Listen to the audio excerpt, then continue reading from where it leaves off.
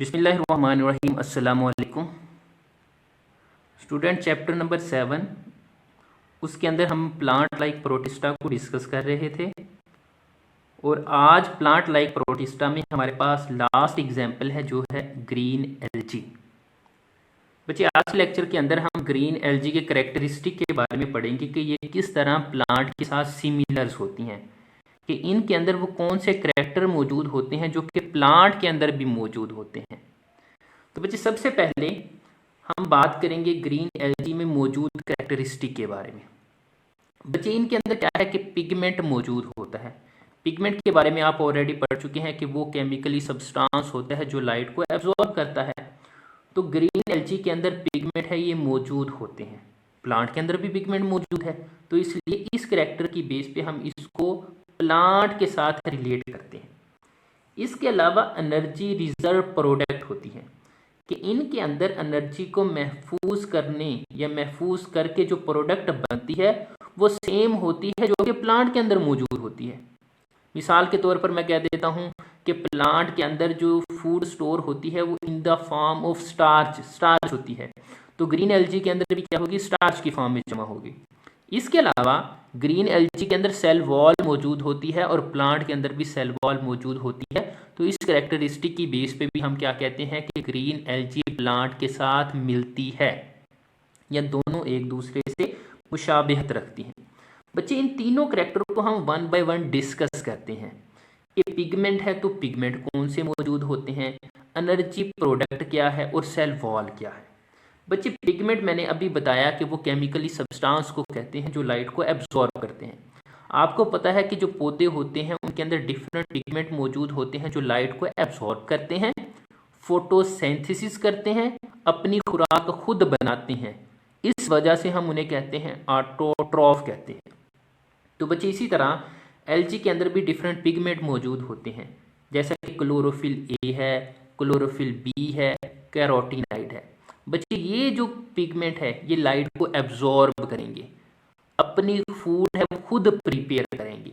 तो इसलिए ये तमाम करैक्टर निशानदेही करते हैं कि ये प्लांट के साथ बहुत ज़्यादा मिलते जुलते हैं।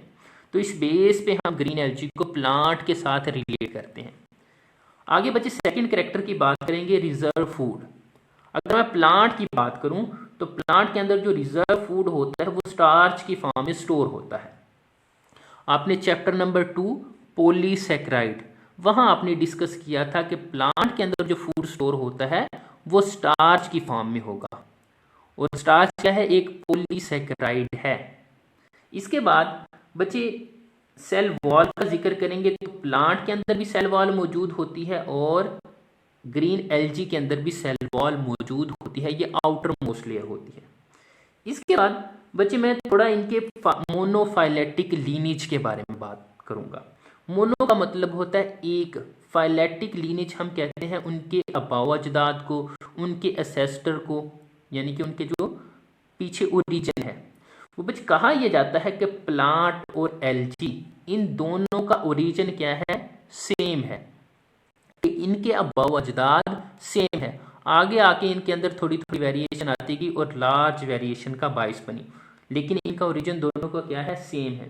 तो मोनोफाइलेटिक लीनेज का मतलब ये है कि इन दोनों ग्रुप का जो ताल्लुक है वो सेम जगह से है या इनका सेम ओरिजिन है। तो ये चंद एक करैक्टरिस्टिक थे ग्रीन एल्गी के बारे में। इसके बाद एक बॉक्स के अंदर क्लोरेला का जिक्र किया गया है। क्लोरेला बच्चे क्लोरेला के बारे में डिस्कस करेंगे। सबसे पहले हम इसके करैक्टरिस्टिक को डिस्कस करेंगे। ये क्या होते हैं, यूनिसेलर। यूनिसेलर मतलब क्या है कि सिंगल सेल से बनेंगे। नॉन मोटाइल है कि मोशन या अपनी पोजीशन को चेंज नहीं करते। इसके बाद इसके हम बात करेंगे हैबिटेट की, ये कहाँ रहते हैं। तो बच्चे ये फ्रेश वाटर भी हो सकते हैं, ये पोन्स में भी रह सकते हैं, ये डिच में भी मौजूद हो सकते हैं। अब बात करेंगे इनका यूज़ क्या है। तो कहा यह जाता है कि इसको एक्सपेरिमेंटल ऑर्गेनिज्म या जो फोटोसिंथेटिक ऑर्गेनिज्म पे जब हम एक्सपेरिमेंट करते हैं तो मोस्टली क्या है, क्लोरेला को यूज़ किया जाता है क्योंकि ये फोटोसिंथेसिस करते हैं। ठीक है। इसके अलावा जो क्लोरेला हमारे पास प्रोटिस्टा है बच्चे, इसको अल्टरनेटिव सोर्स ऑफ फूड के फूड का जो मुतबादल है उसके तौर पर भी यूज़ किया जाता है। तो इसका एक फ़ायदा ये हो गया कि इसको हम शॉर्टेज ऑफ फूड के तौर पर भी यूज़ कर सकते हैं। इसके अंदर डिफरेंट किस्म के न्यूट्रेंट होंगे, ठीक है, तो फूड के लिए हासिल करेंगे तो इसके ज़रिए हम फूड की जो शॉर्टेज है उस पर भी काबू पा सकते हैं। इसके बाद बच्चे हमने डिस्कस करना है फंगस लाइक प्रोटिस्टा। बेसिकली हमने इस चैप्टर के अंदर 3 किस्म के प्रोटिस्टा का जिक्र किया है। सबसे पहले हमने एनिमल लाइक प्रोटिस्टा को डिस्कस किया था। उसके बाद जो सेकंड कैटेगरी थी जो हमारे पास प्लांट लाइक प्रोटिस्टा थी, जो कि ग्रीन एल्गी पे आके कंप्लीट हो जाती है। लास्ट बच्चे इस चैप्टर के एंड पे 2 एग्जाम्पल दी गई हैं फंगस लाइक प्रोटिस्टा की, कि ऐसे प्रोटिस्टा जो फंजाई के साथ मिलते जुलते हैं, यानी कि प्रोटिस्टा के अंदर वो खसूसियात मौजूद हैं जो कि फंजाई के अंदर मौजूद है। वो कौन से प्रोटिस्टा है? तो बच्चे आज के लेक्चर के अंदर हम सिर्फ इंट्रोडक्शंस के बारे में बात करेंगे कि प्रोटिस्टा और फंजाई इन दोनों के अंदर कौन सी सिमिलैरिटीज है मौजूद होती हैं जिसकी वजह से हम प्रोटिस्टा को फंजाई जैसा कह रहे हैं। ठीक है, तो कहा यह जाता है कि फंगस और प्रोटिस्टा इसके अंदर बहुत से कैरेक्टरिस्टिक ऐसे हैं जो आपस में मिलते जुलते हैं, तो इसलिए हम इसको फंगस लाइक प्रोटिस्टा कहते हैं। अब हम उन कैरेक्टरिस्टिक को देखेंगे जो प्रोटिस्टा के अंदर भी मौजूद होते हैं और जो फंजाई के अंदर भी मौजूद होते हैं। बच्चे सबसे पहले सिमिलैरिटीज की बात करेंगे। पहला जो पॉइंट है वो ये है कि नॉन फोटोसिंथेटिक होते हैं। नॉन फोटोसिंथेटिक का मतलब क्या है कि ये फोटोसिंथेसिस नहीं करते, कि कुछ प्रोटिस्टा यानी कि जो फंजाई लाइक है वो बच्चे क्या है कि फोटोसिंथेसिस नहीं करते, फंजाई भी फोटोसिंथेसिस नहीं करती। तो ये करैक्टर इंडिकेट करता है कि ये दोनों आपस में मिलते जुलते हैं। जब बच्चे नॉन फोटोसिंथेटिक है तो मतलब क्या है कि ये हेट्रोट्रॉफ हैं, अपनी खुराक खुद तैयार नहीं करते। तो ये जो फंगस लाइक प्रोटिस्टा होते हैं ये क्या होते हैं? हेट्रोट्रॉफ होते हैं। तो हम यहाँ नॉन फोटोसिंथेटिक या हेट्रोट्रॉफ भी लिख सकते थे। इसके बाद बच्चे सेकंड कैरेक्टर है इसके स्ट्रक्चर के हवाले से, बॉडी स्ट्रक्चर के हवाले से। तो होता क्या है कि थ्रेड लाइक स्ट्रक्चर है। अगर मैं फंजाई के स्ट्रक्चर की बात करूं तो उसमें धागा नमा साख्तें होती हैं, जिसके लिए हम वर्ड यूज करते हैं हाइफी का। हाइफी क्या होती है कि फिंगर लाइक प्रोजेक्शंस होती हैं, धागा नमा साख्तें होती हैं। तो इसी तरह प्रोटिस्टा के अंदर भी क्या है कि धागा नमा यानी कि हाइफी जैसा स्ट्रक्चर मौजूद होता है प्रोटिस्टा के अंदर, और वही स्ट्रक्चर क्या है कि फंजाई के अंदर मौजूद होता है। तो इसलिए हम कहते हैं कि ये फंगस जैसे प्रोटिस्टा है। इसके अलावा बच्चे प्रोटिस्टा के इन मेंबर का जो मूड ऑफ न्यूट्रिशन का तरीका है वो क्या है कि एब्जॉर्प्टिव है। एब्जॉर्प्टिव हम कहते हैं जज़ब करने को। ये क्या है कि किसी दूसरे सबस्ट्रेट के ऊपर रहेंगे, वहां से क्या है कि फूड को, न्यूट्रिएंट को एब्जॉर्ब करेंगे। तो यही कैरेक्टर क्या है कि फंजाई का है। हेट्रोट्रॉफ तो है ही, लेकिन उसका जो आगे मूड ऑफ न्यूट्रिशन है वो क्या है? एब्जॉर्प्टिव है। कुछ क्या होते हैं? इंजेस्ट करते हैं। इंजेस्ट का मतलब होता है निगलना, और कुछ क्या करते हैं? एब्जॉर्ब करते हैं, जज़ब करते हैं। तो ये कैरेक्टर प्रोटिस्टा के अंदर भी मौजूद है और फंजाई के अंदर भी मौजूद है।